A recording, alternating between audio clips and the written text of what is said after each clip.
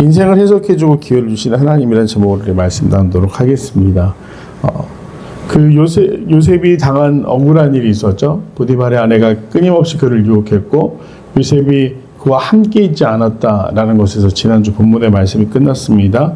그리고 이제 어제 본문에서 그 아내가 요셉을 모함하죠. 자신이 사실 굉장히 수치스러웠을 겁니다. 여자로서 자존심도 땅에 떨어지고 감히 니까짓 게 뭔데 뭐 이런 마음들이 있었겠죠. 그래서 남편에게 오히려 반대로 이야기합니다.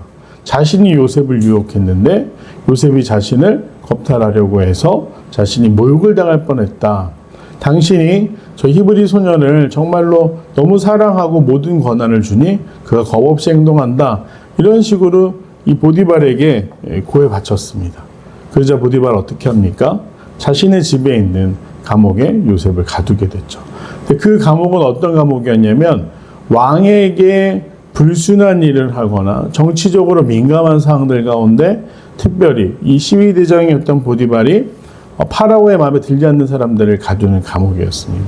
그래서 요셉은 그곳에 갇히게 되고 놀라운 것은 이 감옥에 갇혔음에도 불구하고 간수장에게 은혜를 받았다. 거기서도 성실함과 이 정직함에 있어서 탁월하다 보니 그곳에서 이 모든 재반 사무의 업무를 맡겼다라고 성경은 기록되어 있고 그곳에서도 그 절망이 가득한 감옥에서도 하나님의 은혜로 함께 하셨다라고 말씀은 기록하고 있습니다. 그러다 보니 오늘 말씀처럼 다른 죄수들에 비해서 좀 자유로운 모습이 보입니다. 이 술 맡은 관원장과 떡 맡은 관원장이 갇혔는데 아침에 요셉이 들어가 보니라고 되어 있습니다. 그러니까 요셉이 어느 정도 이 자유가 있었던 모양이에요. 그래서 그에게 이 간수장이 편의를 제공하고 있었다. 그리고 마치 출근을 하듯이 이 감옥에 가보니까 중요한 주요 인사가 둘이 지금 감옥에 들어온 거죠. 근데 뭐 이전에 여러 설교를 통해서 아시겠지만 이 술 맡은 관원장과 떡 맡은 관원장은 오늘 우리가 생각하는 것처럼 뭐 소믈리에나 셰프 이 정도로 끝나는 사람들이 아닙니다. 술 맡은 관원장의 원래 의미는 물을 대는 사람, 물을 마실 수 있게 하는 사람이라는 의미라고 합니다. 이 사람은 어떤 종류였냐면 왕의 고문 역할을 하는 사람이었습니다.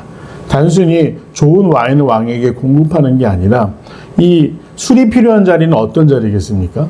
정치적으로 민감한 사항들이 오가는 자리, 또는 연회나 기쁨이 있는 자리. 그래서 그 모든 행사를 총괄할 뿐만 아니라 왕에게 있어서 가장 좋은 자 역할을 하는 고문의 역할이 술 맡은 관원장, 오늘날로 따지면 비서실장 정도 되는 그런 사람이었습니다. 또 떡 맡은 관원장이란 건 무엇이냐면 여기서 떡은 단순히 요리를 의미하지 않습니다. 신에게 바치는 음식을 의미합니다.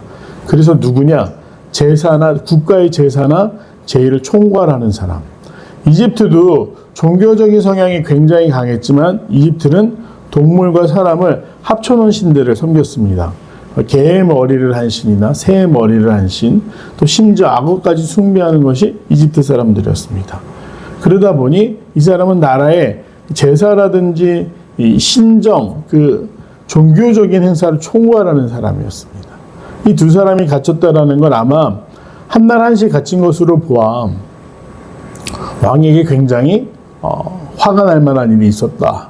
그리고 이 파라오가 분노한 가운데 그들을 보디발에게 가두게 했다 정도로 이해하고 우리가 오늘 본문을 보면 좋을 것 같습니다. 그래서 요셉이 만났는데 술 맡은 관원장과 떡 맡은 관원장 모두 얼굴에 근심의 빛이 있었다. 왜 그랬을까요? 왜 근심의 빛이 있었을까? 그들이 간밤에 꿈을 꿨는데 재미있는 것은 그냥 꿈을 꿨다고 낙심할 이유가 없죠. 근데 꿈의 내용이 너무 비슷해요. 뭔가 이 둘이 간밤에 내가 잠을 설쳤어 라고 꿈 얘기를 하는데 꿈의 내용이 상서롭지 않은 겁니다. 그러다 보니 이게 도대체 무슨 의미가 있을까? 이 둘은 사실 그 자리에 올라가기까지 여러 가지 경험을 한 사람들이었을 거예요. 단순히 수동적으로 감옥에 갇혀있는 사람들이 아니라 그 정치적으로 민감한 상황들 가운데 왕이 한 번에 비서실장과 또 종교를 총괄하는 지도자를 감옥에 가두었다라는 것은 국가적으로 뭔가 파라오의 심기를 굉장히 건드릴 만한 안 좋은 일이 있었다. 그런데 중요한 것은 기분이 풀렸을 때, 이 바로의 기분이 풀렸을 때 용서를 받을 수 있는 일인가, 용서를 받지 못할 일인가는 그 다음의 문제였죠. 그러니까 이 두 사람이 뭔가 비슷한 기운을 느끼며 불안해하고 있었습니다. 자신들의 앞날이 어떻게 될 것인가. 이 정치라는 것이 참 재미있지 않습니까? 별거 아닌 일이 때로는 굉장히 큰 일이 되고요. 또 큰 일처럼 보이지만 별거 아닌 일로 넘어갈 때가 있는 것이 정치라는 것입니다. 그리고 그에 따르는 책임도 크죠. 주어진 권력만큼이나 그들이 당하게 되는 일들은 일반 사람들이 또 어떤 일을 당할 때보다 더 가혹하게 처벌을 받게 되죠. 그래서 이 꿈으로 인해서 근심하고 있는 그들을 요셉이 하나님이 해석해 주실 것이다 라고 말하면서 자신에게 말해보라고 이야기를 합니다. 술 맡은 관원장이 이야기하기를 내 앞에 포도나무가 있었는데 새 가지가 있고 싹이 나고 꽃이 피고 포도송이가 익어서 내 손에 바로의 잔이 있기로 포도를 따서 그 즙을 바로에게 드렸다. 근데 여기서 중요한 건 바로의 잔이 자신의 손에 있었다라는 거죠. 또 다른 기회를 의미했고 요셉은 그 꿈을 잘 해석해 줍니다. 그래서 요셉이 그에게 해석을 어떻게 하냐면 지금부터 사흘 안에 당신의 머리를 들고 당신의 전직을 회복시키리니 당신이 그 잔에 술 맡은 자가 되었을 때 하던 것 같이 바로의 잔을 그의 손에 드리게 되리이다 라고 이야기를 합니다. 여기서 중요한 건 뒤에 이 대조하듯이 나오게 대꾸법으로 사용한 게 뭐냐면 머리라는 표현입니다. 술 맡은 관원장에게 뭐라고 이야기를 하냐면 당신의 머리를 들고라고 됩니다. 근데 떡 맡은 관원장에게 뭐라고 이야기하죠? 머리가 잘릴 것이라고 이야기를 합니다. 생명과 지혜가 깃들어 있는 그 머리를 다시 들게 된다. 바로 앞에 서게 된다. 그리고 이전에 당신이 하던 일을 회복할 수 있을 것입니다. 그리고 부탁하기를 당신이 잘 되시거든 나를 생각하고 내게 은혜를 베풀어서 내 사정을 바로에게 하려 이 집에서 나를 건져주소서라고 이야기를 합니다. 즉 꿈에 대한 해석 당신은 사흘 안에 복권이 될 것입니다. 그리고 당신이 잘 됐을 때 부디 저를 기억해 주십시오 라고 이야기를 합니다. 그리고 뭐 덧붙여서 한 말이 이게 이 요셉의 진심이죠. 나는 히브리 땅에서 억울하게 끌려왔고 여기서도 잘못한 일은 하지 않았다. 옥에 갇힐 만한 그런 일은 하지 않았다라고 고백합니다.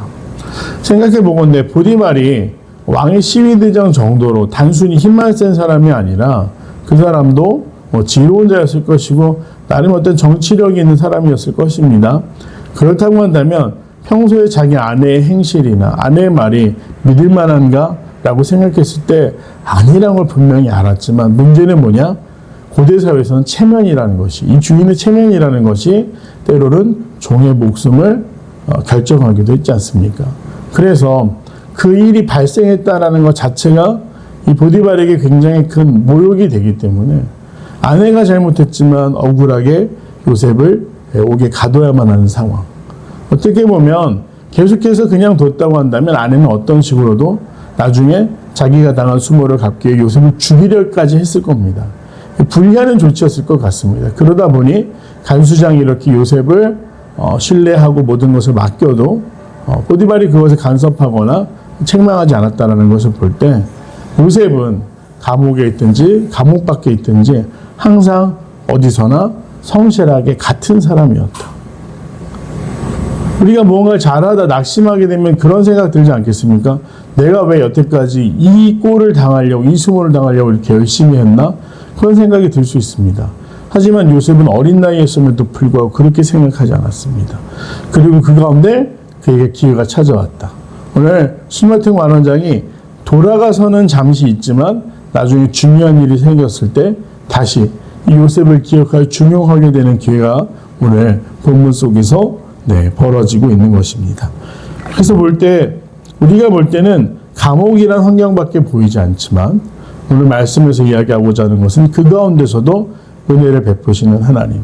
요셉이 이 감옥에 갇히지 않았다고 한다면 어떻게 됐겠습니까?